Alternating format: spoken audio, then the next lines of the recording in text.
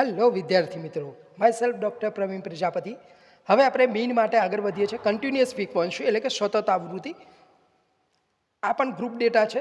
30 થી 40માં 3 વિદ્યાર્થીઓ છે, 40 થી 50 માર્ક્સ વચ્ચે 7 વિદ્યાર્થીઓ છે, 50 થી 60 માર્ક્સ વચ્ચે 12 વિદ્યાર્થીઓ છે. આવી રીતે કરેલું છે. જ્યારે ડિસ્ક્રીટ ફ્રીક્વન્સીમાં શું હતું મિત્રો, એવી રીતે ડેશ નહોતો આપ્યો, આ રીતે જ હતું 92 3 93 2. તો what is the difference between discrete and continuous frequency? આમાં ડેશ નથી આપ્યો. આમાં એટલું કહી છે કે 92 વાળા 3 છે, 93 માર્ક્સવાળા 2 છે, 97 વાળા સ્ટુડન્ટ 3 છે. જ્યારે આમાં શું કહે છે, આખું એક ગ્રુપ બનાવવાનું છે કે એવા વિદ્યાર્થીઓ જેના માર્ક્સ 30 થી 40 વચ્ચે છે એવા 3. અને આમાં ડિસ્ક્રીટમાં શું હોય, 92 માર્ક્સવાળા 3 છે, એક્ઝેક્ટ માર્ક આપ્યા હોય, 93 એક્ઝેક્ટ વેલ્યુ આપી છે 2. જ્યારે આમાં એક્ઝેક્ટ વેલ્યુ નથી આપી. હા, આમાં એવું કહે છે બાઉન્ડ્રી આપી છે, અપર લિમિટ અને લોઅર લિમિટ છે કે 30 થી 40 વચ્ચેના માર્ક્સ લાવનારને વિદ્યાર્થીની સંખ્યા 3 છે, જ્યારે પહેલાંમાં પરફેક્ટ વેલ્યુ હતી. એટલી જ ડિફરન્સ છે, પણ એનું જે પેટર્ન છે એ બંનેની સેમ રાખીશું. તો પહેલાં મેં વર્ગ એટલે કે ક્લાસ લખી દીધો છે મિત્રો. ફ્રીક્વન્સી આવૃત્તિ એફઆઈ લખી દીધું છે, ફ્રીક્વન્સીને આપણે એફઆઈ નામ આપેલું છે. હવે પ્રોબ્લેમ એ છે કે મારે ફોર્મ્યુલા આ વાપરવાની છે વિદ્યાર્થી મિત્રો. આ ફોર્મ્યુલા વાપરવી છે જેમાં એક્સઆઈ આપેલો નથી, તો હું આ ફોર્મ્યુલા વાપરી શકીશ નહીં, પ્રોબ્લેમ થશે. તો મારે એક્સઆઈ પહેલાં શોધવું પડશે. તો એ કેવી રીતે શોધવું વિદ્યાર્થી મિત્રો? તો આપણે શું કરીશું કે એક્સઆઈ એટલે આપણે મધ્ય કિંમત કરીશું. અને દરેકને ખબર છે કે ભાઈ મધ્ય કિંમત કેવી રીતે શોધાય. ચાલો એક વિશે હું સમજાવી દઉં છું, પછી તમને બધાને આવડી જશે. આ પહેલી વેલ્યુની મારે મધ્ય કિંમત શોધવી છે. 30 અને 40 ક્લાસ છે, તો મારે એની મધ્ય કિંમત શોધવી હોય વિદ્યાર્થી મિત્રો, તો મધ્ય કિંમત કેવી રીતે શોધાય? એક્સઆઈ શોધવું હોય એને x1 કહી શકો તમે. x1 તો શું થાય, બંનેનો સરવાળો ભાગ્યા 2, 70 ભાગ્યા 2 35. થયું કે નહીં સ્ટુડન્ટ્સ? એટલે વિદ્યાર્થી મિત્રો, એટલે તમને ખ્યાલ આવી ગયો. એની મધ્ય કિંમત આ રીતે આપણે શોધવાના છે. 35 થઈ ગઈ આ પહેલાંની. આ બંનેનો સરવાળો ભાગ્યા 2 એટલે કેટલા થયા? 35. હવે એવી રીતે બધાનું કરવા જશો તો આપણે શું થશે, ટાઈમ બગડશે. પણ આપણે હવે એવી પ્રોસેસ કરવાના નથી. આપણે શું કરવાના છે કે દરેકની લેન્થ જોઈ લઈએ. 30 અને 40 તો એની વર્ગ લંબાઈ, જેને વર્ગ લંબાઈ કહે છે, વર્ગ લંબાઈ લેન્થ ઓફ ક્લાસ જેને કહેવાય સી, એની વર્ગ લંબાઈ છે 10. જો આ બંને વચ્ચે 10નો ડિફરન્સ, 10નો ડિફરન્સ, 10નો ડિફરન્સ. પણ જોવાનું, અહીંયા 40 છે તો 40થી જ શરૂ થાય, અહીંયા 50 છે તો 50થી જ શરૂ થશે, 60 છે તો 60થી જ શરૂ થશે, બ્રેક થતો નથી સ્ટુડન્ટ્સ. એટલે એની વર્ગ લંબાઈ આપણે 40 - 30 એટલે કે 10. એટલે હવે આ જે પહેલાંની જ આપણે વર્ગ લંબાઈ મધ્ય કિંમત શોધી કાઢીશું અને બધામાં 10 10 10 ઉમેરતા જઈશું. 35 ને 10 45, 45 ને 10 55, 55 ને 10 65, 65 ને 10 75, 75 ને 10 85, 85 ને 10 95. સિમ્પલ થઈ ગયું કે નહીં વિદ્યાર્થી મિત્રો? એટલે આપણે બધાની એવી રીતે મધ્ય કિંમત શોધવા બેસવાના નથી, ખાલી પહેલાંની શોધી દઈશું અને એ બધામાં એની વર્ગ લંબાઈ ઉમેરતા જઈશું. એટલે એની વર્ગ લંબાઈ કેવી રીતે શોધાય મેં તમને કહી દીધું. આ બંનેનો જે ડિફરન્સ છે એની વર્ગ લંબાઈ બને. ખ્યાલ આવી ગયો? અને આ 40 છે તો અહીંયા 40થી જ શરૂ થાય, બ્રેક નથી. 50 છે તો 50, 60 છે તો 60. જો બ્રેક ના હોય તો ડાયરેક્ટ 40 - 30 10. અને જો બ્રેક પડતો હોય તો શું થશે એવું પણ આપણે એકાદ એક્ઝામ્પલ લઈએ છીએ. ચાલો હવે આ બંનેનું મલ્ટિપ્લિકેશન કરો. 35 × 3 તો વિદ્યાર્થી મિત્રો આવશે 105. 45 × 6 તો એનો આવશે 315 મલ્ટિપ્લિકેશન થશે.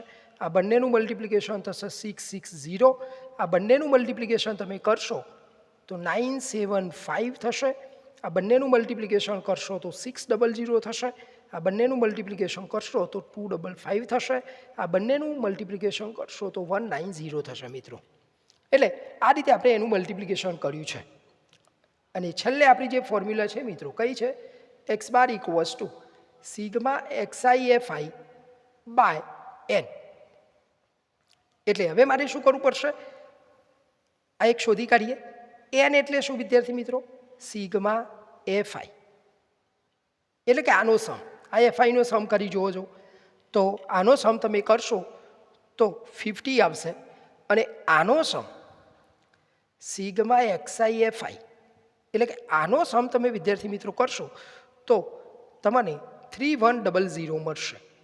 હવે આ એનની વેલ્યુ અને સિગ્મા એક્સઆઈ એફઆઈની વેલ્યુ મિત્રો આપણે આમાં મૂકી દઈએ છીએ ફોર્મ્યુલામાં x bar equals to sigma x i f i upon n value મૂકી દો તો કે ભાઈ 3100 divide by 50 so finally we get 62. એટલે કંઈ નથી, પેટર્ન સેમ રાખીએ છીએ, ખાલી ફરક કેટલો પડે છે કન્ટિન્યુઅસ ફ્રીક્વન્સીમાં એક્સઆઈ એ તમારે ક્લાસ ઉપરથી શોધવો પડશે, જ્યારે ડિસ્ક્રીટ ફ્રીક્વન્સી હતી હા ને એ ડિસ્ક્રીટમાં ત્યાં તમારે એક્સઆઈ આપેલો હતો, આમાં એક્સઆઈ શોધવો પડશે. આટલો જ ડિફરન્સ છે વિદ્યાર્થી મિત્રો. ચાલો બીજો એક્ઝામ્પલ એ રીતે જોઈ લઈએ. તમને ક્લાસ આપેલા છે રાઈટ, મીન શોધવાનો છે, મધ્યક શોધવો છે, તો ક્લાસને મેં આ રીતે લખી દીધા છે, ફ્રીક્વન્સી આ રીતે લખી છે વિદ્યાર્થી મિત્રો. હવે આપણે શું કરતા હતા, પહેલાં મધ્ય કિંમત પહેલાંની શોધી કાઢીએ. તો પહેલાંની મધ્ય કિંમત આપણે કેવી રીતે શોધીએ છીએ મિત્રો, તો મધ્ય કિંમત તો કેવી રીતે શોધવાના છે, 21 + 25/2 તો કેટલો થશે તમે અહીંયા જોઈ શકો છો. તો એનું કરી જુઓ છો તો કેટલા થવાના છે એનો આન્સર વિદ્યાર્થી મિત્રો જોઈ લો. 6, 4 અને 2 23 થાય છે મિત્રો. શું થયું 23. તો અહીંયા હું લખું છું 23. હવે વિદ્યાર્થી મિત્રો જુઓ, હવે આપણે એક વાત પણ તમને કહેલી કે દરેકની મધ્ય કિંમત આપણે અલગ અલગ શોધવાના નથી, પહેલાંની શોધીશું બાકીનાની લખી લઈશું. હવે આની લેન્થ શોધવાની છે, વર્ગ લંબાઈ. પહેલાંમાં તો શું હતું અહીંયા 25, તો અહીંયા 26 એક વેલ્યુ બ્રેક થાય છે મિત્રો. જ્યારે આગળનું મેં એક એક્ઝામ્પલ લીધેલો તમને ખ્યાલ છે, એ આગળના એક્ઝામ્પલમાં વેલ્યુ બ્રેક થતી નહોતી, જોઈ શકો તમે. જો 40 છે તો 40 થી શરૂ થાય, 50 છે તો 50 થી, 60 છે તો 60. તો આપણે શું કરતા 40 - 30 કરતા. પણ જ્યારે હવે આમાં જો 25 છે તો 25 થી નહીં 26 થી શરૂ થાય છે, 30 છે તો 30 નહીં 31 થી શરૂ થાય છે. તો આ કેસમાં મિત્રો વર્ગ લંબાઈ સી એ કેવી રીતે શોધીશું, તો કે 25 - 21 + 1. આ કેસમાં એક આપણે ઉમેરવો પડશે કારણ કે વચ્ચે બ્રેક પડી ગઈ છે એટલા માટે મિત્રો. તો શું થશે, સી ઇઝ ઇક્વલ્સ ટુ 5. ખ્યાલ આવી ગયો મિત્રો. શું કરીએ છીએ આવા કેસમાં આપણે એક એડ કરીએ છીએ કારણ કે ત્યાં બ્રેક પડે છે અહીંયા એટલા માટે. એટલે હવે બધામાં 5 આપણે એડ કરવાના છે. 23 + 5 એટલે કે 28, 28 + 5 એટલે કે 33, 33 અને 5 એટલે મિત્રો 38, 38 + 5 એટલે 43, 43 તો આ થયું 48. આ રીતે મિત્રો થશે. હવે આનું મલ્ટિપ્લિકેશન તમે કરી શકો તો 184 થશે. આ બંનેનું કરશો તો 280 થશે. આ બંનેનું મલ્ટિપ્લિકેશન કરશો વિદ્યાર્થી મિત્રો તો 792 થશે. આ બંનેનું મલ્ટિપ્લિકેશન કરવાના તમે તો ત્યાં થશે 1140 થશે. આ બંનેનું મલ્ટિપ્લિકેશન કરશો તો 516 થશે. આનું 768 થશે વિદ્યાર્થી મિત્રો. આ રીતે આ બધાનું મલ્ટિપ્લિકેશન મેં સામે કર્યું છે. હવે આપણે એન લખી દઈએ મિત્રો. એન કેવી રીતે કરતા, સિગ્મા એફઆઈ એટલે કે આ જે ફ્રીક્વન્સી છે એનો આપણે સમ કરવાના છે તો એ તમારે 100 થશે. અને બીજું મિત્રો સિગ્મા એક્સઆઈ એફઆઈ એટલે કે છેલ્લું જે કોલમ છે એક્સઆઈ એફઆઈ, આ બધાનો સમ કરશો, સરવાળો કરશો મિત્રો તો એ તમારે આવશે 3680.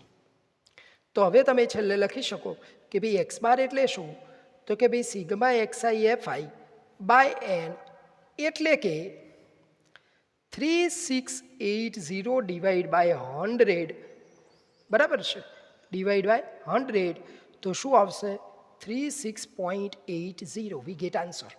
ખ્યાલ આવી ગયો વિદ્યાર્થી મિત્રો. એટલે ગ્રુપ ડેટામાં ખાલી શું આપેલું હશે, એક્સઆઈની વેલ્યુ આપેલી હોય તો કંઈ પણ જાતનું કન્ફ્યુઝન નથી. એક્સઆઈની વેલ્યુ ના આપી હોય તો આપણે ખાલી મધ્ય કિંમતથી એક્સઆઈની વેલ્યુ શોધવાની, બાકી પેટર્નમાં કોઈ પણ જાતનો ચેન્જીસ નથી વિદ્યાર્થી મિત્રો.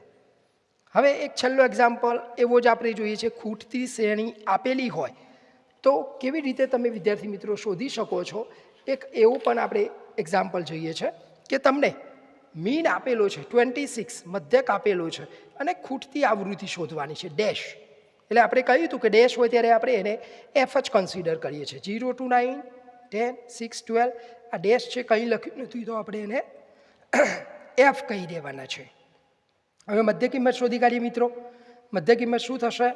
પહેલું એક જ મધ્ય કિંમત શોધીશું, પછી એને આપણે એડ કરતા જઈશું. મધ્ય કિંમત એટલે પહેલાંની શોધીએ તો શું લખાય? 0 + 9/2 એટલે મિત્રો શું થશે? 4.5. એ 4.5 મેં લખી લીધી છે. હવે વર્ગ લંબાઈ, આ વર્ગ લંબાઈ એટલા માટે હું લખાવું છું કારણ કે MCQમાં પૂછાતું હોય છે.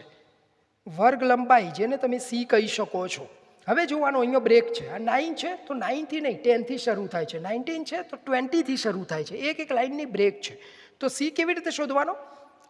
Upper limit minus lower limit, અને એમાં આપણે એક એડ કરવાનો છે. જો કન્ટિન્યુઅસ વેલ્યુ હોય, અહીંયા 9 હોય ને અહીંયા 9થી જ શરૂ થાય, અહીંયા 19 હોય ને અહીંયા 19થી જ શરૂ થાય તો 1 ઉમેરવાની જરૂર નથી. પણ બ્રેક પડે છે એટલે આપણે 1 ઉમેરીએ છીએ. તો 10નો ડિફરન્સ થયો મિત્રો. 10. સીની વેલ્યુ શું થઈ ગઈ? 10. તો બધામાં આમાં 10 10 તમે ઉમેરતા જાઓ. 4.5 છે તો 10 ઉમેરો તો 14.5, 24.5, 34.5, અને આમાં પણ 10 ઉમેરી દો 44.5. આ બધામાં 10, આમાં ઉમેરો તો આમાં 10 10 10 ઉમેર્યા છે દરેકમાં. હવે મિત્રો શું કરશો? આ બંનેનું મલ્ટિપ્લિકેશન કરો છો. 6 × 4.5 એટલે કે 27 આવશે મિત્રો. એવી રીતે 12 × 4 એનું આવશે 174 આવશે. હવે એવી રીતે આનું મલ્ટિપ્લિકેશન કરો 17 × 24.5 તો એનું આવશે 416.5 આવશે મિત્રો. આનું કરશો તો એનું પણ એ રીતે તમે કરશો મિત્રો તો 34.5 આવશે. 34.5 અને આ એફ છે એટલે મિત્રો ઇન્ટુ એફ આવશે. બરાબર છે? અને આ બંનેનું મલ્ટિપ્લિકેશન કરશો તો 3, 5 અને 6 થશે મિત્રો. આ રીતે આપણે લખેલું છે, રાઈટ? હવે જે ફોર્મ્યુલા આપણે એન કરવાના છે કે નહીં મિત્રો, તો n is equals to what? બરાબર? તો એન એટલે શું? બધાને ખબર છે, સિગ્મા એફઆઈ ઇક્વલ્સ ટુ, એટલે આપણે શું કરવાના છે? આનો સમ કરવાના છે મિત્રો. આ બધાનો સમ તો શું આવશે? એફ પ્લસ, ચાલો એફ પ્લસ આ બાકીનો સમ કરો. 6 2 8 8 8 16 0 7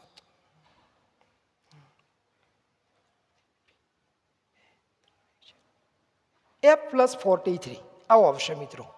એફ પ્લસ 43 એ રીતે થશે. બરાબર છે? એન પણ આપેલો છે, અહીંયા નથી આપેલો. ડન. બરાબર છે? હવે શું કરીશું મિત્રો? આ બધાનો મેં સમ કર્યો છે, તમે જોઈ શકો છો. હા ને? 6 2 8 ને 16 16 ને 7 23 ને 2 2 3 ને 4. ઓકે. હવે આનો સમ કરો આ બધાનો. સિગ્મા એક્સઆઈ એફઆઈ તો શું થશે વિદ્યાર્થી મિત્રો? આનો કરો તો તમે, ચલો ચલો આનો સમ કરો આ બધાનો. તો આનો સમ તમે કરી શકો કે નહીં? તો કેટલો આવશે? 34.5 એફ પ્લસ, હવે બાકીનોનો સમ તમારે કરવાનો રહ્યો છે મિત્રો. તો એ બાકીનાનો સમ પણ આપણે જોઈ લઈએ કેટલો થશે જરાક. 27 plus 174 plus 416.5 plus 356 is equals two 973.5 આવી રીતે થશે મિત્રો. બરાબર છે? હવે આપણે શું કરવાના છે તમે અહીંયા સમજી શકો છો કે ક્રોસ મલ્ટિપ્લિકેશન કરી દઈએ. હવે આપણી જે ફોર્મ્યુલા છે મિત્રો એ લખી દઈએ છે. આ જોઈ શકો છો, મારે એફની વેલ્યુ શોધવાની છે. તો શું થાય? X bar is sigma x i f i by n. એમાં મિત્રો એક્સ બાર આપેલું છે તમને 26 આપેલો છે. 26 is equals to sigma x i f i એટલે અહીંયા જોઈ લો તમે 34.5 f plus 973.5 divide by n એટલે એફ પ્લસ 43 એફ છે.